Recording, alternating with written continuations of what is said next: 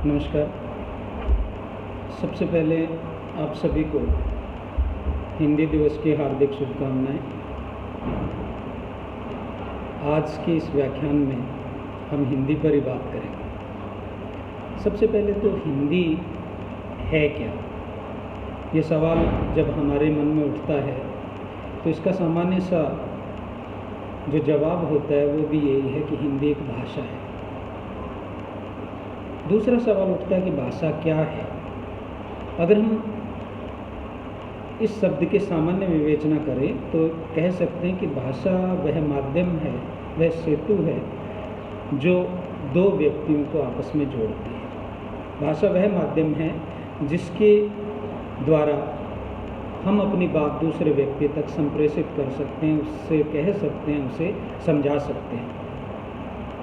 लेकिन जब हम हिंदी के विद्यार्थी के रूप में बात करते हैं तो भाषा की भी एक परिभाषा होती है, और वो परिभाषा अगर बहुत सामान्य शब्दों में हम कहें तो इस प्रकार हो सकती है कि निश्चित प्रयत्न के फलस्वरूप मानव मुख से निसर्त वह ध्वनि समष्टि भाषा कहलाती है जिसका अध्ययन, विवेचन और विश्लेषण किया जा सके।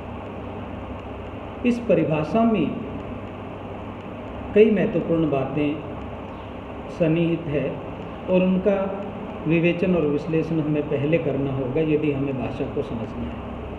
पहली बात तो ये है कि एक निश्चित प्रयत्न के फलस्वरूप, इसका अर्थ ये हुआ कि भाषा के उच्चारण के लिए एक निश्चित प्रयत्न की आवश्यकता होती है। अगर वह प्रयत्न नहीं होगा तो हम भाषा का उच्चारण नहीं कर सकेंगे।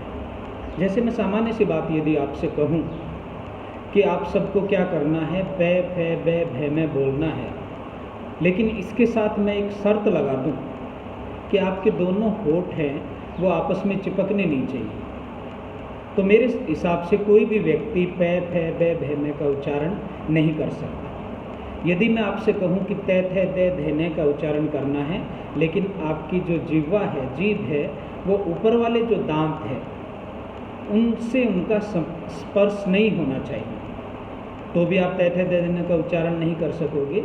इसका सीधा साधा तात्पर्य ये हुआ कि भाषा के उच्चारण के लिए हमें एक निश्चित प्रयत्न की आवश्यकता होती है, और यदि वह निश्चित प्रयत्न नहीं किया जाएगा तो हम भाषा का उच्चारण नहीं कर सकेंगे।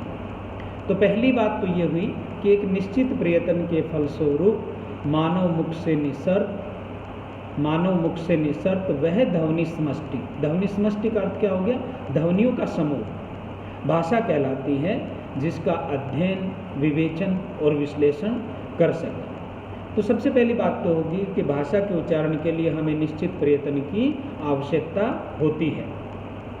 दूसरी बात, भाषा क्या है, ध्वनियों का समूह है।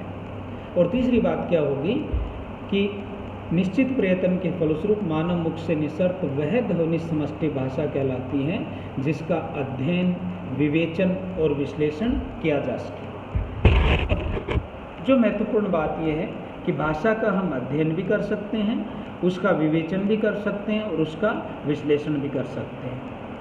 तो यहाँ यदि मैं कहूँ कि मैंने कवि शब्द का उच्चारण किया तो इसका अर्थ क्या हो गया कि कवि को हम पढ़ सकते हैं, हम इसका अध्ययन कर सकते हैं, हम इसका विवेचन और विश्लेषण कर सकते हैं कि वह व्यक्ति जो कविताएं लिखता है कवि कहलाता है। ठीक है, तो भाषा एक निश्चित प्रयत्न के फलस्वरूप मानव मुख से उच्चारित वह ध्वनि समष्टि है जिसका अध्ययन, विवेचन और विश्लेषण किया जा सके। तो सारगर्भित बात यही है कि हिंदी क्या है, एक भाषा है, और भाषा वह माध्यम होता है जिसके माध्यम से या जिसके द्वारा हम अपनी बात दूसरे व्यक्तियों तक संप्रेषित कर सकते हैं। दूसरा शब्द भाषा से जुड़ा हुआ आता है लिपि। तो लिपि का सामान्य अर्थ क्या हो गया कि भाषा की सभी ध्वनियों के लिए निर्धारित प्रतीक चिन्हों का सामूहिक नाम लिपि है। भाषा की सभी ध्वनियों के लिए निर्धारित प्रतीक चिन्हों का सामूहिक नाम क्या है, लिपि है। अर्थात भाषा को जिसमें लिखा जाता है, भाषा जिसमें अभिव्यक्त होती है, वह लिपि है। तो पहली बात तो हमने भाषा की बात करी, हिंदी क्या एक भाषा है, और दूसरी इस भाषा की अभिव्यक्ति है वो लिपि में होती है और हिंदी देवनागरी लिपि में लिखी जाती है। और तीसरा एक छोटी सी शब्द और है, उसके बाद हम बाकी बात करेंगे, मात्रा। तो मात्रा क्या होती है? अक्षर के उच्चारण में लगने वाला समय मात्रा कहलाती है। और हिंदी में दो तरह की मात्राएं होती है, एक दीर्घ कह सकते हैं और दूसरी लघु। लघु और गुरु सामान्यतः हम कह सकते हैं, बड़ी और छोटी हम कह सकते हैं। अब सवाल ये है कि बड़ी और छोटी में अंतर क्या है? तो जिसके उच्चारण में कम समय लगता है वह छोटी है, और जिसके उच्चारण में अधिक समय लगता है वह बड़ी है।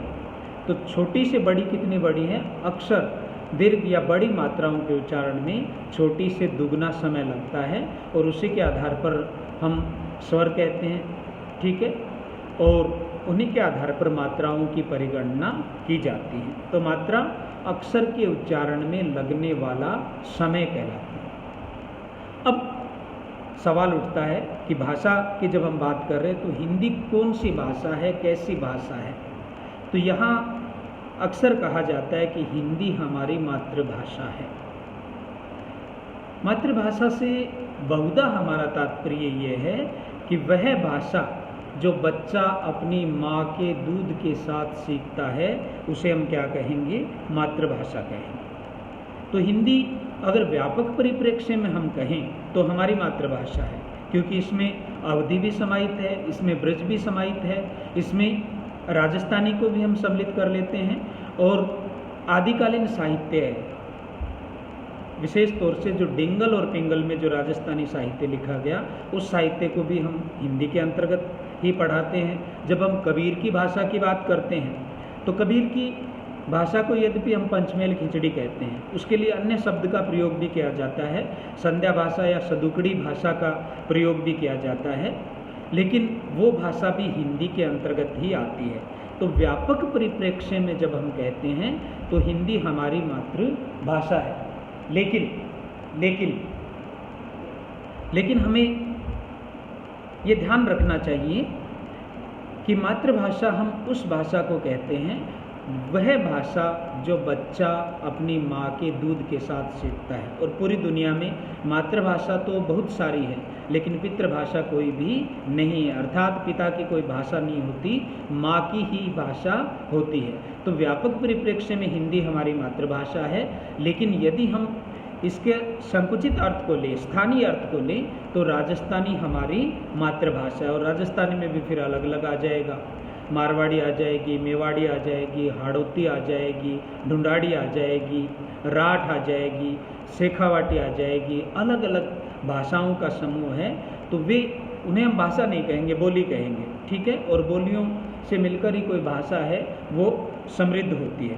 तो व्यापक परिप्रेक्ष्य में हम हिंदी को कह सकते हैं कि हिंदी हमारी मातृभाषा है, लेकिन हिंदी हमारी राजभाषा भी है। राजभाषा से हमारा सामान्य अर्थ क्या हो गया? वह भाषा जो राजकाज की भाषा है, जिस भाषा में राज्य आदेश प्रचारित और प्रसारित होते हैं, उसे हम क्या कहेंगे? राजभाषा। हिंदी को हम राष्ट्रभाषा का दर्जा जरूर दे सकते हैं। इस भाषा के माध्यम से राष्ट्रभाषा वह भाषा होती है जो पूरे देश की या पूरे राष्ट्र की संपर्क भाषा होती है, और इस परिप्रेक्ष्य में हिंदी हमारी राष्ट्रभाषा है। और इसे राष्ट्रभाषा बनाने में यदि किसी ने सबसे बड़ा योगदान आज के परिप्रेक्ष्य में हम कहें तो वो किसने दिया है? वो दिया है एक तो बाजार ने और दूसरा सिनेमा ने।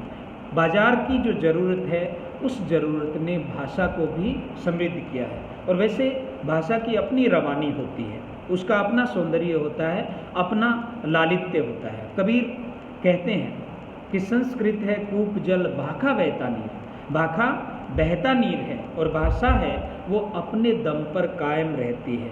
हम लोग भाषा के प्रति बहुत भावुक लोग हैं। हम कहते हैं हिंदी का प्रचार प्रसार होना चाहिए, हिंदी को हम माँ का दर्जा देते हैं। तो ये एक अलग चीज़ है, एक अलग हम राष्ट्रीय दृष्टिकोण हम इसे कह सकते हैं, लेकिन भाषा की अपनी रवानी होती है और भाषा अपने दम पर ही कायम रहती है। और यही कारण है कि हिंदी सैकड़ों वर्षों से अपना वजूद बनाए हुए हैं और अपने दम पर बनाए हुए हैं। ये अलग बात है कि समय समय पर इस भाषा को अन्य भाषाओं ने संक्रमित किया है, लेकिन फिर भी इस भाषा का वजूद कायम है।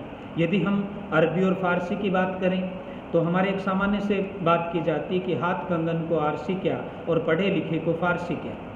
ठीक है, तो अरबी और फारसी के इतने शब्द हिंदी में प्रचलित हैं कि अब उन्हें हिंदी से विलग करना, हिंदी से अलग करना बड़ा मुश्किल काम है।